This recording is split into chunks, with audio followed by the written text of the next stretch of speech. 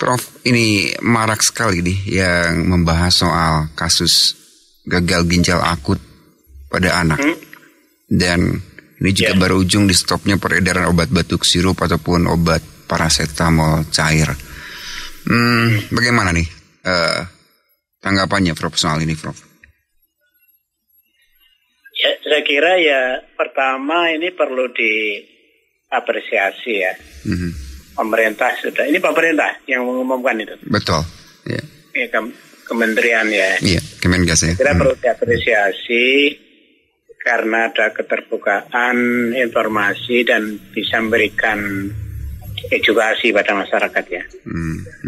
Lalu yang kedua kan, saya kira kan tidak semua obat yang terkait dengan gejala itu di stop ya. Itu kalau nggak salah, coba dicek lagi. Kalau nggak salah ada daftar yang memang tidak boleh lagi beredar. Tapi kan sisanya masih banyak itu sebetulnya yang masih boleh. Nah itulah supaya tidak menimbulkan kebingungan masyarakat, itu juga perlu. Kalau opsi itu tertutup, opsi lain yang terbuka apa gitu. Saya kira perlu ditunjukkan oleh pemerintah itu.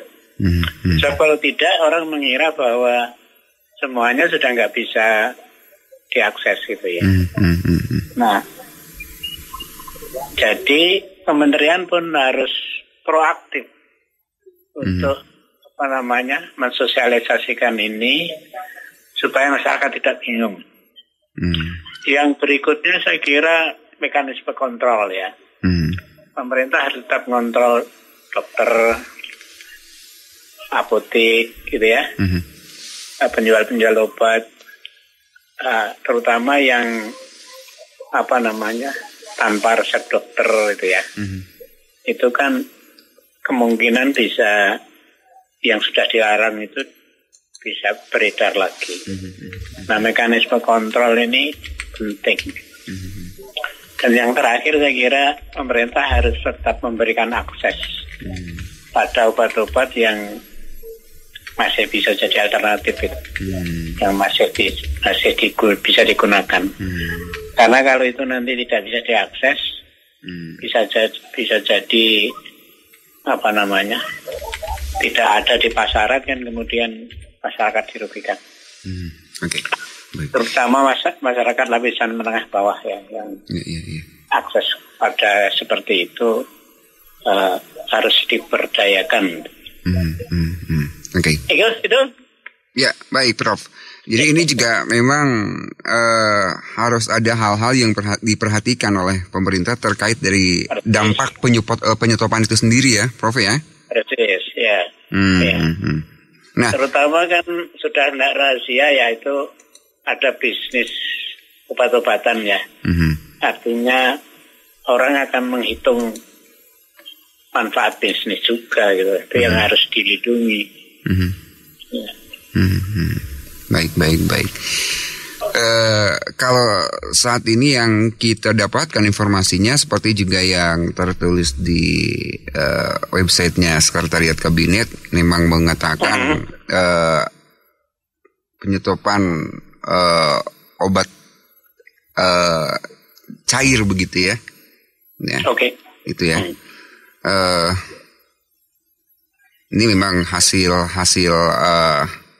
mungkin juga sudah dilakukan semacam penelitian sehingga itu diputuskan ya untuk menyetop peredaran obat batuk sirup ataupun obat paracetamol cair ini ya. Tapi ini tentu harus ada turunannya tadi, maksudnya begitu Prof ya. Mana begitu ya. Harus disebut itu. Harus disebut. Supaya tidak menimbulkan kebingungan ya. Bahkan kalau perlu disebut mengapa itu. Ada sebab apa secara medis ya. Supaya orang juga bisa menerima atau berpikir dengan nalar yang sehat gitu. Baik. Ya, sebut lalu kenapa seperti itu, dan tadi saya katakan mekanisme kontrolnya seperti apa. Sebab ketika itu barang bisnis bisa jadi ada yang culas berada di situ. Baik. Nah, kalau untuk gejalanya sendiri, apakah ini juga perlu dibuka secara keterbukaan gejala dari gagal ginjal ini? Sebetulnya kan itu untuk anak ya, untuk anak. Nah, saya kira saya tidak tahu, coba Anda cek itu. Sebenarnya tidak boleh mengumbar penyakit yang diderita orang ya, kecuali ada alasan kesehatan, ada alasan medis. Nah, saya kira yang diberi penjelasan detail itu yang keluarga yang punya anak-anak seperti itu. Kan itu dugaan saya jumlahnya kan tidak masif seperti COVID ya. Mungkin jumlah anak juga bisa diidentifikasi siapa yang punya anak kecil itu. Dari yang punya anak itu siapa yang menderita itu juga bisa dideteksi ya, diidentifikasi siapa keluarganya. Saya kira perlu fokus seperti itu, tidak perlu harus mengumbar orang yang tidak punya kompetensi lalu ikut nimbrung seperti itu ya. Itu nanti malah menimbulkan keracuan. Jadi pemerintah harus tetap fokus menggunakan media yang bagus, bentuk komunikasi yang bagus supaya tidak menimbulkan kebingungan. Ya. Baik. Ini juga artinya memang perlu kehati-hatian begitu ya, karena memang ada regulasi juga yang regulasi yang memang harus ditaati gitu ya. Iya. Coba kan gitu ya, kalau dulu pernah beri catatan banyak orang kan, kalau ada obat ada spesifikasinya di halaman obat itu kan banyak orang nggak membaca itu. Ya mungkin tulisannya terlalu kecil lalu dibaca juga nggak paham. Itu kan kadang-kadang kemudian orang hanya spekulasi ini nasihat dokter seperti ini.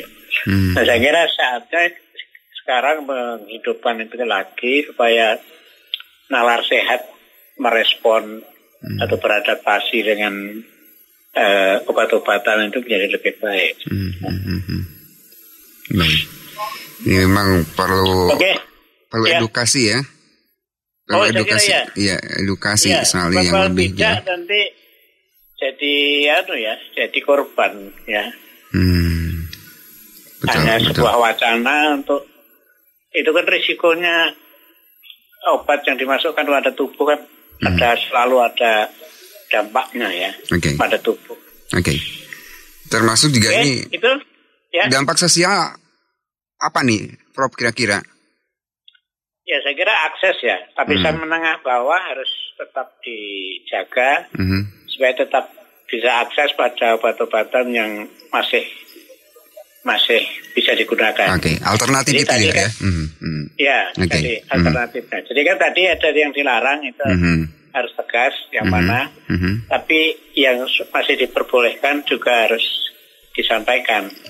Dan itulah lapisan menengah bawah perlu diberi fasilitas yang bagus untuk tetap bisa akses. Baik. Ya, terima kasih Prof atas waktunya malam hari ini sudah berbincang di PRFM. Selamat malam, salam sehat selalu Prof.